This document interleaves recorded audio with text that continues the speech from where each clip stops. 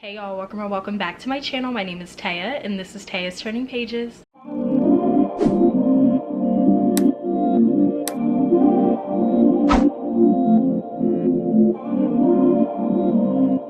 So as you can see by the title of today's video, I am going to be doing another unhaul, and there are many reasons as to why I'm doing this. One of the main reasons is because Marcus and I are actually moving again, so I want to try to get rid of as many books as I possibly can. And there are some books on my shelves that I look at every single day and I just know for a fact I'm never going to read them. And then the other reason is because once it's spring, I always get into that spring cleaning mode where I just want to get rid of everything. I want to purge everything and I just want to start anew. So that is what we are doing today. And then the other reason is that this corner over here is just overflowing with books. I've gotten so many new books over the past couple of months, as you guys have seen in my Barnes & Noble shopping vlog, as well as my Penguin Books haul, and just getting book mail from publishers and aardvark and things like that. So I have way too many books over here and not enough space, and I just want to get rid of all of it. I do plan on getting another book cart at some point, and I do plan on filming a bookshelf tour before we move out of here, so that way you guys can see what this corner looks like now. But yeah, this video is just going to strictly be the unhaul. But before we get started, I did just want to say that this video is going to be a bit more casual, a bit more lax than my other videos, just because it is an unhaul. So I am going to prop up the camera and you guys are going to see me in real time picking out books from my shelves, and then I'm going to sit down and then share all of the books that I plan on unhauling with you today. So yeah, if you guys hear any noise in the background, I'm so sorry. Y'all know I can't do anything about that. We actually just got some new upstairs neighbors and they're just as loud as the old ones, and it's just, there's a lot going on. If you hear any noise, I'm really sorry about that. But yeah, so with all of that out of the way, let's finally get started.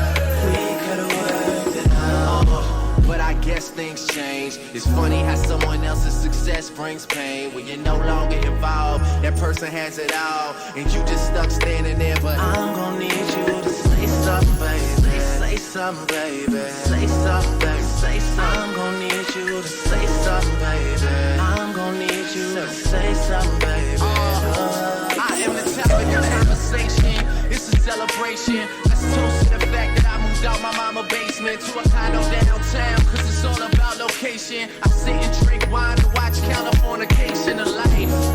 You should have been here to kick it with me. We could have split this whole thing up 50-50. But now I'm at the 40-40 getting bitches tipsy, killing shit, the ever so talented Mr. Ripley. How I go from being a man that you argue with to me and Dwayne Carter putting out the hardest shit. I should wanna go back to the one I started with, but I'm addicted to this life, it's gonna be hard to quit.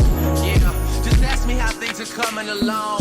You can tell me that you never heard none of my songs, long as you end up saying one day you plan to listen. Cause what's a star when it's most important fan is missing? All I know, you and me only. I did it all for you, still you were lonely. We could've worked it out, but I guess things change. It's funny how someone else's success brings pain. When you're no longer involved, that person has it all, and you just stuck standing there. But I'm gonna need you to say something, baby. Say something, baby. Say something, baby. Say something. I'm gonna need you to say something, baby. I'm gonna need you to say something, baby.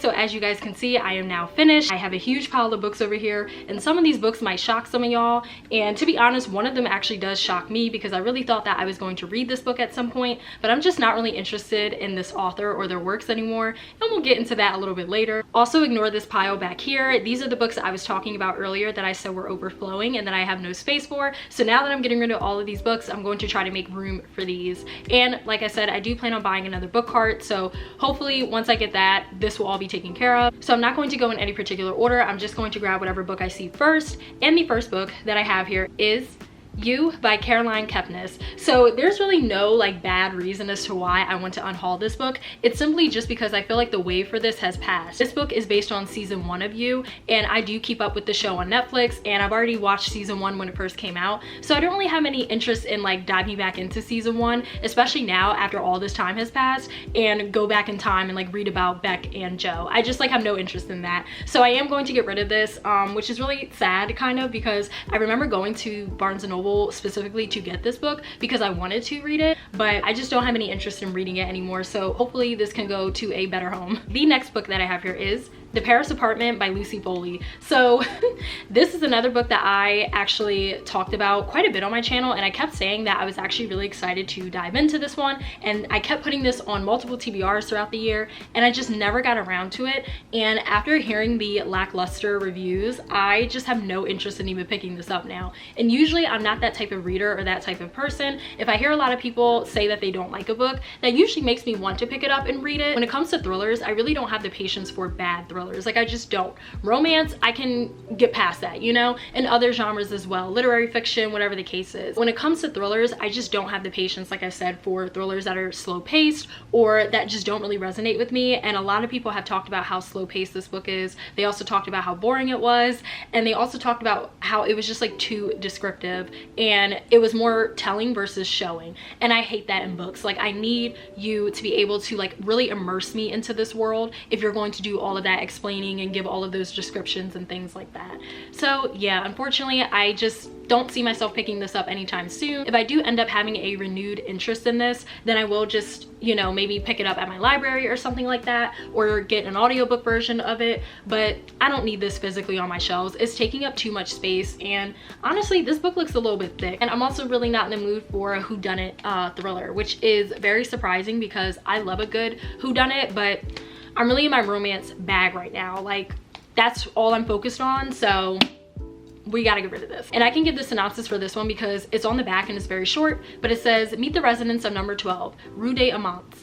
A beautiful old apartment building in the city of light. The socialite, the nice guy, the alcoholic, the girl on the verge, the concierge. Everyone's a neighbor, everyone's a suspect, and everyone knows something they're not telling. See you in Paris. I guess we can continue with the thriller train because I do have quite a few in this pile. So the next book that I have here is Not a Happy Family by Sherry LaPina. So this is actually a book that I read, oh my goodness, maybe 2 years ago at this point. I can never remember, but I did read this book a while ago and I really enjoyed it. I ended up giving it, I think, a 4 out of 5 stars, and I had a really great time. This book was camp, it was very fast paced, it was entertaining, and I really loved the whole family dynamic within this book. But I just don't have any interest in keeping this on my shelves anymore. I'm really trying to get better at unhauling thrillers that I either didn't give like a 5-star to or wasn't one of my absolute favorites of all time. Because like I said, I don't have the space as is, and I feel like a lot of the books that take up the most space on my shelves are thrillers, especially book of the month thrillers, because, you know, they do the whole hardcover thing. So it's just, honestly, I'm really getting rid of this just for a space saver reason. But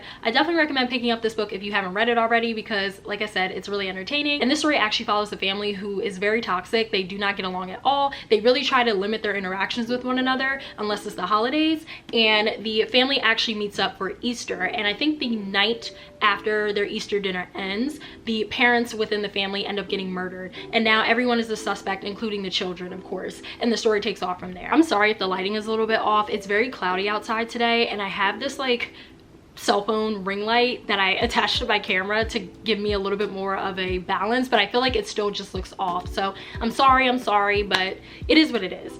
So the next book that I have here, you already saw a sneak peek of it, but it is I Told You This Would Happen by Elaine Murphy. So the reason why I'm getting rid of this book is because this is actually, I think, the 2nd or the 3rd book in this series, and I don't have any interest in reading a thriller or a cozy mystery series, but I have heard people say that this book is really good, so that's great. I'm just not in the mood to read a thriller mystery series right now, so I'm going to get rid of this. The next book that I have here is The Night Before by Wendy Walker. So this is one of the very first books that I ever bought to put on my bookshelves, and so the fact that I'm just now parting with this is bittersweet because I genuinely thought I was going to read this book at some point. Part of me thought I was, but then the other part of me knew I wasn't going to read it. So I just decided to finally put this in the unhaul pile and give it to a better home. I feel like this probably does have the potential to be a great thriller, but I just have so many books that I need to get through on my physical TBR and my e/digital TBR, and I just don't have the time to keep books like this where I'm like you know, 50-50 on my shelves. Like I don't have time for it. So the only things that I know about this story is that it follows two women who happen to be sisters, and one of those sisters ends up going missing, and the other sister really tries her hardest to figure out the truth and to figure out what happened to her sister. So it does sound like one of those thrillers that I'm really interested in. I love a good family dynamic, as you guys know, but I've had this for so long on my shelves that I've never felt inclined to pick it up. And even looking at it now, I still don't feel the pull to pick it up. So the next book that I have here is The Other Black Girl by Zakiya Dalila Harris. So this is a book that I've had on my shelves for years, and every single review I have seen of this book has been terrible, y'all. It has been absolutely terrible. And more specifically, Black reviewers have given this book terrible reviews, and that's who I'm really listening to when it comes to these type of books. There's just like a lot of nuances and a lot of layers to it, and so every single Black booktuber or Black reviewer that I have seen that has read this book has pretty much given it lackluster reviews, has given it like a 3-star and below, and have talked about how this book just didn't do what it was supposed to do, and it didn't give what it was supposed to give. I just think that I should cut my losses now and not even waste my time and just get rid of it, because all of those reviews have scared me, to be honest. But even hearing some booktubers give their like synopsises on this book, it just doesn't sound appealing. It doesn't at all. So we're finally gonna get rid of this, and hopefully whoever picks this up next will actually enjoy it. I don't know. I think that is it for thrillers, but the next book that I wanted to show here does kind of fall into this like spooky, scary, terrifying category, and it is a nonfiction book, and it is The Night Stalker, The Life and Crimes of Richard Ramirez by Philip Carlo. So you guys have probably heard me talk about this a little bit on my channel. Actually, a lot of y'all probably weren't even outside with me when I was really talking about this book, because this was a while back when I read and reviewed this. I will leave that wrap up linked up above in the card somewhere, just so that way you can check out my full thoughts on this book. But I'm not getting rid of this book because I didn't enjoy it. I hate even saying that word, because this book obviously follows a real life serial killer, Richard Ramirez. He was a serial killer that terrorized California back in like the 70s and the 80s, and he was just downright terrifying and evil in every sense of the word. And so I was just really compelled to pick up this book because Netflix actually released a documentary on Richard Ramirez, and it was also under the same title called The Night Stalker. So that documentary is based off of this book, and I wanted to read the book to see how, you know, all of that started. And this book is so much more graphic and so much more in depth than the actual documentary. I was even more terrified reading this than I was watching the documentary, which says a lot. But that's because Philip Carlo actually sits down with Richard Ramirez and really gets to like learn his story from the horse's mouth. So this is definitely a very interesting nonfiction read, I will say. This is probably one of the most like difficult books that I've ever read and tried to push through, just because of the subject matter and the content matter. So definitely make sure you look up trigger warnings, because there are so many in here. But I don't want to keep this on my shelves just because I already read it, I already critiqued it, and I just don't think it's necessary to keep this on my shelves anymore, knowing how much of a monster this man was, and knowing that he negatively impacted so many people's lives and destroyed so many people's families. So like I said, I don't really want this on my shelves anymore, but I will just say that this was an interesting read. And if you are looking to get into more nonfiction and you're more into like true crime, I definitely recommend picking this book up. But be forewarned, there are a lot of graphic details in this book, and Philip Carlo does not hold back, so just keep that in mind. I will be donating this to an actual like thrift store and not a little library, just because of the content matter that is within this book. The next book that I have here is another nonfiction book, and it's another true crime nonfiction book, and it is In Cold Blood by Truman Capote. I think that's how you pronounce his last name. I used to say Capote, but I definitely heard other booktubers say Capote, so we're gonna go with Capote. But I just don't have any interest in reading it anymore, at least not right now. I think that this is a book that might be better served as an audiobook, and that's really how I like to consume my nonfiction books nowadays anyway, is through Audible or through Libby. But I don't need this on my shelves. Despite this cover being very aesthetic, I don't need it. And on the back it says, on November 15th, 1959, in the small town of Holcomb, Kansas, 4 members of the Clutter family were savagely murdered by blasts from a shotgun held a few inches from their faces. There was no apparent motive for the crime, and there were almost no clues. As Truman Capote reconstructs the murder and the investigation that led to the capture, trial, and execution of the killers, he generates both mesmerizing suspense and astonishing empathy.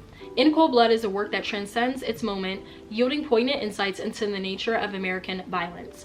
So yeah, I think that this is a book that I might revisit in the future, because I have heard a lot of people read this book say that it was really good and it does live up to the hype, but again, I just think that this might be more better suited as an audiobook. And the last nonfiction book that I have here in this pile is It's Not TV: The Spectacular Rise, Revolution, and Future of HBO by Felix Gillette and John Coblin. So this is a book that I actually read during Nonfiction November. I really enjoyed this one, and the publisher actually sent this to me, so thank you again to Penguin Random House for sending this my way. But I do feel the need to get rid of this just because I listened to this book mostly through Audible, and like I already mentioned earlier, that's how I consume my nonfiction reads nowadays. I just feel like it's the most convenient. Also, this book is very chunky, so it does take up a lot of space, but if you are a media fanatic and if you are interested in the communications industry and just like the whole intricacies of TV and film and things like that, I definitely recommend picking this book up because it was so fascinating to learn about the history of HBO and also learning about just the different shows that made a huge impact on pop culture, like The Sopranos, Sex and the City, The Wire. It was so cool. Game of Thrones.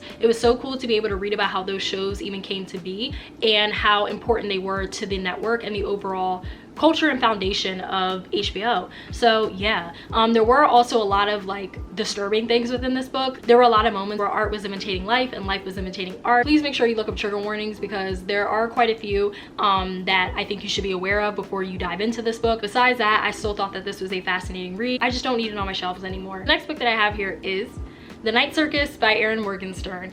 So I don't know what the fuck I was thinking, y'all. Like, I genuinely don't know what I was thinking. I'm not a fantasy girly. That is really not my MO. I'm very picky with the fantasy that I do pick up, and I haven't honestly picked one up since I read Skin of the Sea duology, but this is one that I thought I was going to be able to get into because everyone who reads fantasy says that this is like a great like beginner's book, and if you really want to try to like dip your toe into the genre, this is one of the like best books to read. And I tried to read the first couple of chapters and I was bored to sleep. I won't lie, the writing absolutely stunning. Erin Morgenstern's pen, her prose, chef's kiss, phenomenal. I love the descriptive writing. I loved how immersive and engaging this atmosphere was, but other than that, I was just bored. It was really just giving all vibes and no plot, and sometimes that's fine. Sometimes I don't mind reading books like that, but if I am reading a fantasy book or at least something that has fantastical elements, I would like for the book to be a little bit more action-packed, you know, a little bit more action-packed, a little bit more something. I need something going on, and I just felt like there was nothing really going on when I was reading the first couple of chapters. Now, y'all know I'm a notorious DNFer, and to be honest, that probably messed me up with this book because I feel like a lot of people that have read this book said that it is great, but I just don't have any interest in continuing on. I just can't do it. Physically, I cannot do it. So I think that this is a book that I need to donate because I'm sure there is someone out there that would love to have this book. The next book that I have here is The People We Keep by Allison Larkin. This is one of my very first book of the month books that I've ever received, like period.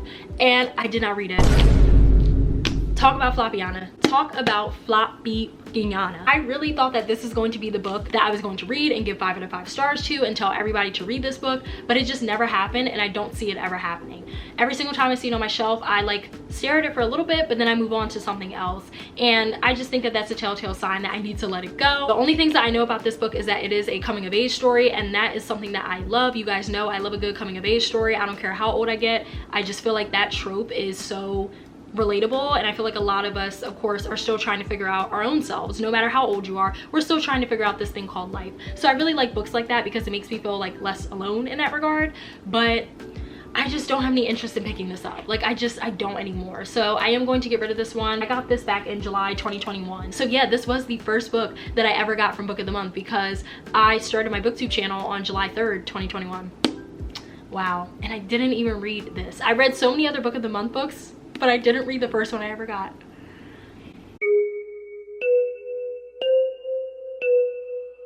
A mess. Truly a mess. The next book that I have here I feel like is controversial because I feel like a lot of people recently have talked about this book and have said that they really did not enjoy the themes and just the overall like way that this book was structured, but the book that I'm referring to is Rise to the Sun by Leah Johnson. So this is a book that I read a while ago, and I actually did enjoy this book when I first read it. I think I gave this a 3.5 out of 5 stars, and I understand people's reasonings for not liking this book, and I definitely do agree with some of those reasons. That's why I didn't give it a high rating or a 5 out of 5 stars, because there were some issues with the book for sure, and I definitely feel like the mood and the energy for the book took a drastic turn, and it just wasn't fun anymore. In the very beginning of this book, I felt like it was very atmospheric because the setting for this book actually takes place at a music festival over the course of 3 days. And so I feel like the first half of the book is very immersive, it's very engaging.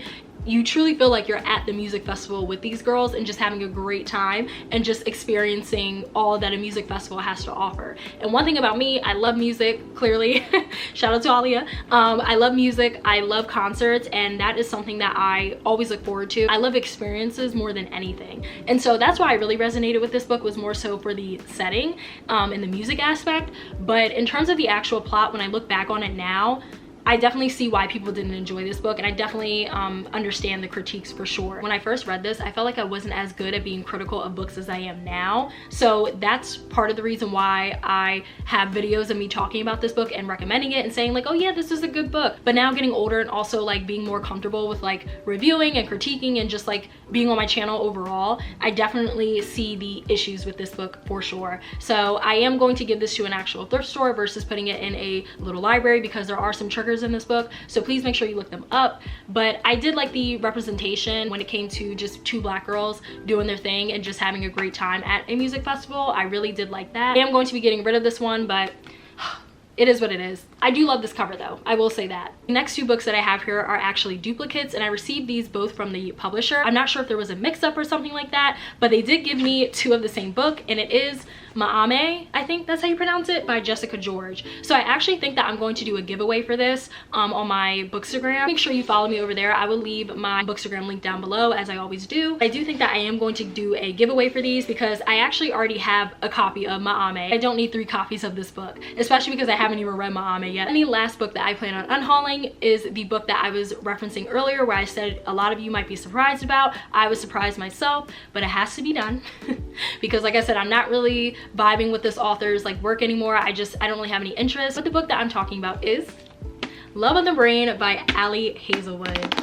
So yes, I think that I am the last person on this planet to actually read Love on the Brain, and you know what, that's totally fine. I just don't really have an interest in reading Ali Hazelwood's books anymore, you guys. I don't know why, but I just don't. And it's wild because I read The Love Hypothesis when it first came out, and I actually enjoyed that for the most part. I gave that a 4 out of 5 stars, but it wasn't my favorite rom-com or romance of all time. I know a lot of people go feral over Ali Hazelwood's books, especially The Love Hypothesis, and I'm not yucking anyone's yum, you know, we all got our favorites. I'm just not really interested in this whole like plot anymore. I've heard people say that this book is a copy and paste from The Love Hypothesis. I already read The Love Hypothesis. It was cute. I gave it a 4 out of 5 stars, but can we get something else, you know? And so I'm just gonna get rid of this and give this to someone who I know would enjoy it. I just don't think that I'm going to pick up any more books by Ali Hazelwood, at least not right now. Maybe one day I'll change my mind and decide to like binge all of her books, but to be honest, all of her new releases that I have seen and the ones that I've read the synopsises for